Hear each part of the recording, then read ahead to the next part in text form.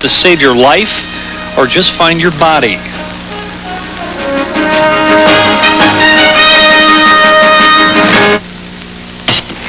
If you head down to Lakefront State Park this summer, you're going to find a lot of empty lifeguard chairs. The state pays $6.99 an hour, but officials say a higher wage may not be the answer. Most certified lifeguards are reluctant to work at an urban beach with unskilled swimmers and a dangerous lake. But are your children even safe on the guarded sections of the beach? Tonight on Special Assignment, investigator Tom Merriman examines whether state policymakers have taken the life out of lifeguarding on Cleveland's shoreline.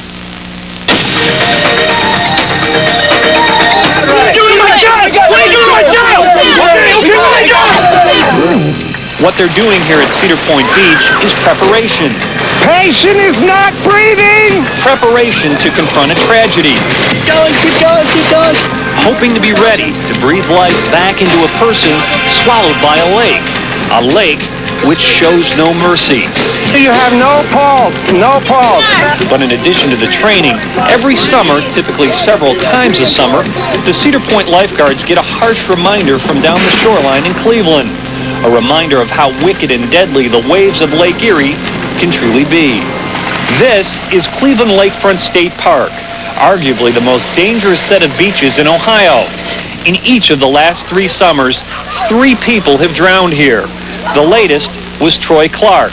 He went down 50 yards from shore at Euclid Beach on July 20th, just minutes after state lifeguards went off duty. But despite the park's horrible record, the risk of tragedy is actually worse today than it was just 3 weeks ago.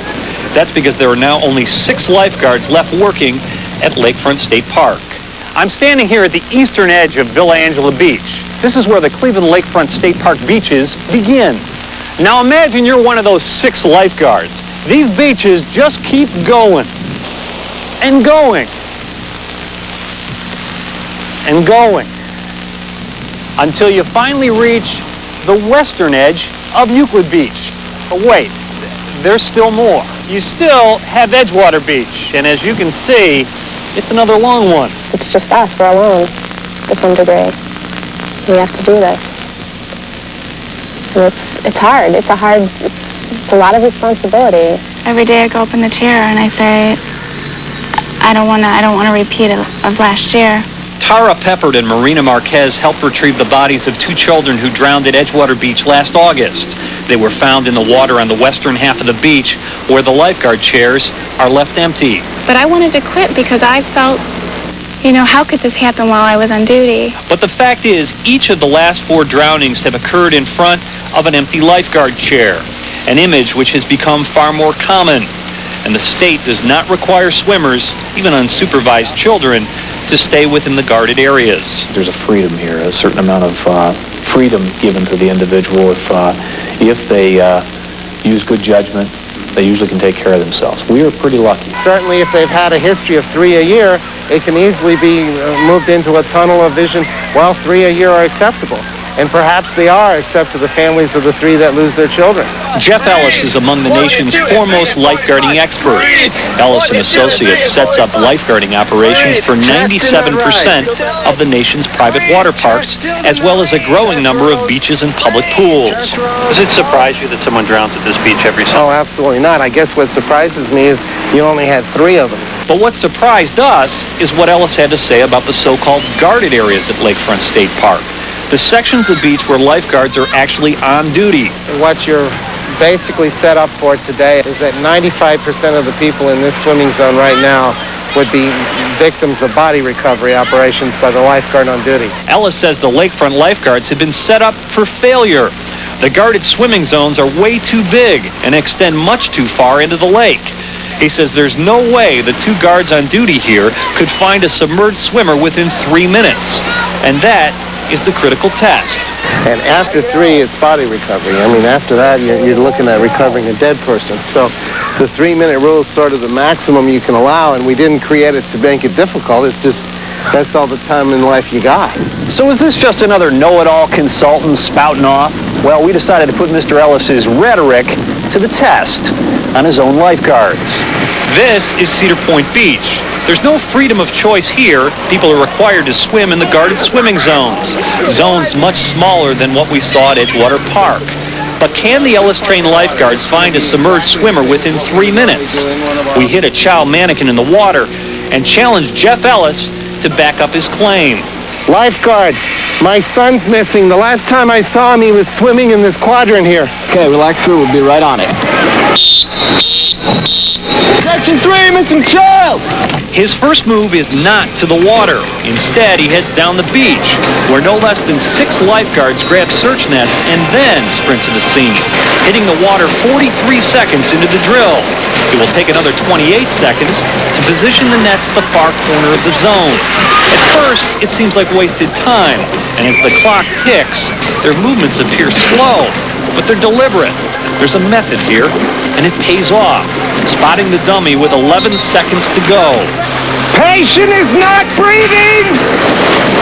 If our dummy were real, the child would now have a fighting chance at survival in the hands of lifeguards well-trained and properly equipped to stand between life and death.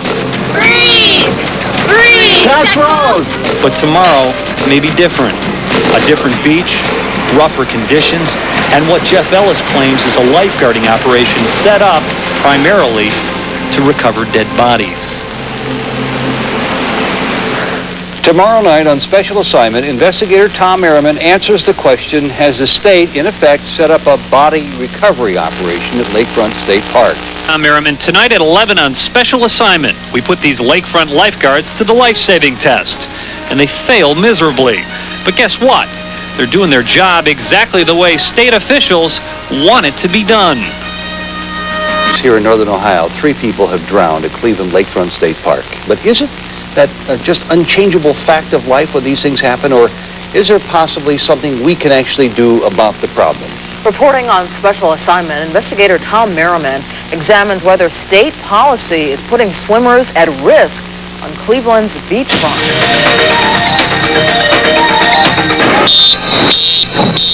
Section 3, missing child! If your child goes underwater, there's really only one difference between life and death.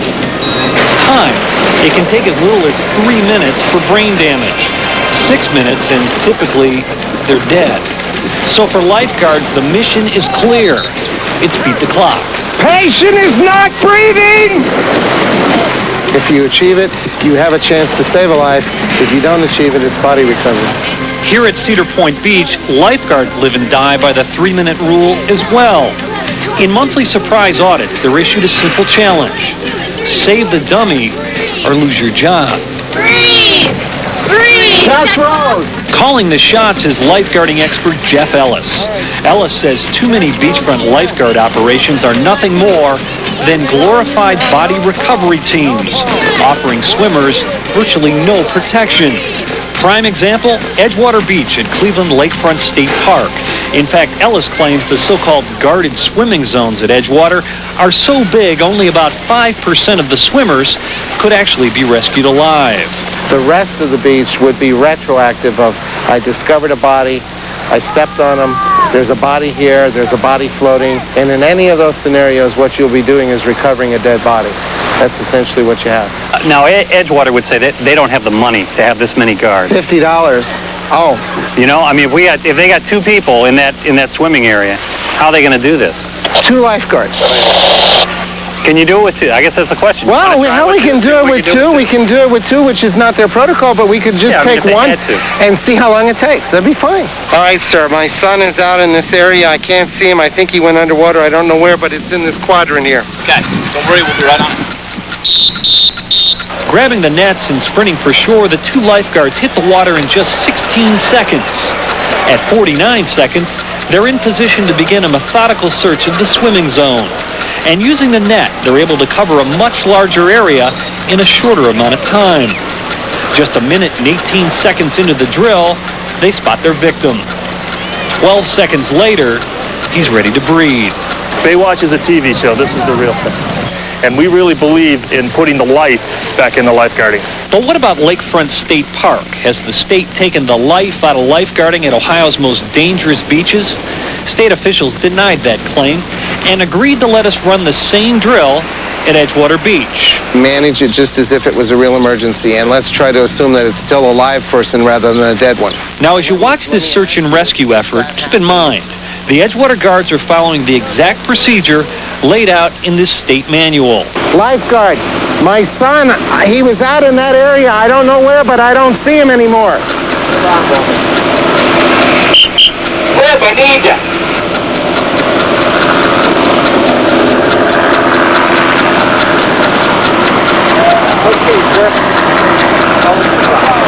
My son is about 12 years old. He weighs about 100 pounds, I think. What was he wearing? A shirt and pants. You know the colors of this? I don't remember. Would you? I don't understand. He was out there and now I don't see him. What's your son's name? Ted. We have a first last name? Ellis. E-L-L-I-S. Right here. All right, sir.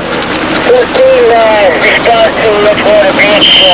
Wait for the water! Everybody out of the water!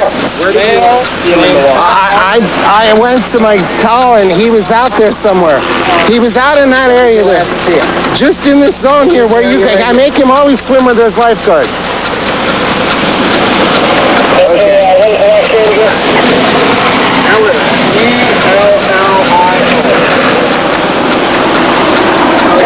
Last saw him in this area right here. He was swimming where the lifeguards were on duty, and this is where you were. Okay. Is he a good swimmer? He doesn't swim well at all. Do you expect him to go out very deep in this water? He was told not to go over his head. Do you expect him to go out beyond his head? He's 12 years old. I don't know what he would do. I really don't. Sir, what was the last point that you saw him go in? All I know is he was out here and he was told to stay and swim where the lifeguards were, and I went to the towel and now I can't see him. He's not out there. Everybody out of the water, please! What was his point of it? Did he say he was going to go somewhere? No, he was in the water. He was in the water. Anybody? Me, I was in the water. Was he with like a friend or anybody? No, just himself. Okay, and did he say he was going to go play with the ball? Did he see something he may have wanted to go see? No, he didn't see anything. This man has lost his son. Okay. We're going to be going into the water in a few seconds. We're looking for volunteers over 18 who'd like to take part in the human chain. Right. And you don't know what he was wearing? He had a shirt and pants on. That's all I know. They were pants. Shirt and pants. 3 minutes into the drill, and they're still asking questions. In fact, it takes 3 minutes and 29 seconds before a lifeguard finally enters the water. And once in the water, things go from bad to worse. The lifeguards are clearly in trouble, pounded by the waves, overwhelmed by the zone, with no equipment and apparently no real strategy for rescuing a submerged swimmer alive. More than 20 minutes later, What's the likelihood that that person would be alive at this point? Virtually without a miraculous miracle at this point, there is no hope of anybody being alive. once again, these guards are following state policy. A guard is there as a focal point. They're not there just for saving lives. Ohio State Park Chief Dan West says the state is open to new ideas for improving safety at Edgewater Beach. We can only hope so. Obviously, there's a need for some change. We finally cut off the drill at the 30-minute mark. And now, 15 days later, our little dummy is still out there. Well, the Edgewater lifeguards say their complaints about this problem have been ignored by the government. In light of this report, Chief Dan West is promising changes at Lakefront State Park. Excuse my French, but that's the most impractical policy I think I've ever seen. Our investigators intend to monitor their progress. We'll let you know about that. And we'll be back. Already in the month of July, 5 children have drowned in the Cleveland area, including 2 this... That ladder, basically just this half of the pool. Excellent. And as you can see, there are no glares. Going off the record. Here's the baby pool. We can see that our water quality is excellent. Going off the record. Okay, going back on the record, this is the other lifeguard spot that we did observe, and they are responsible for just the diving area.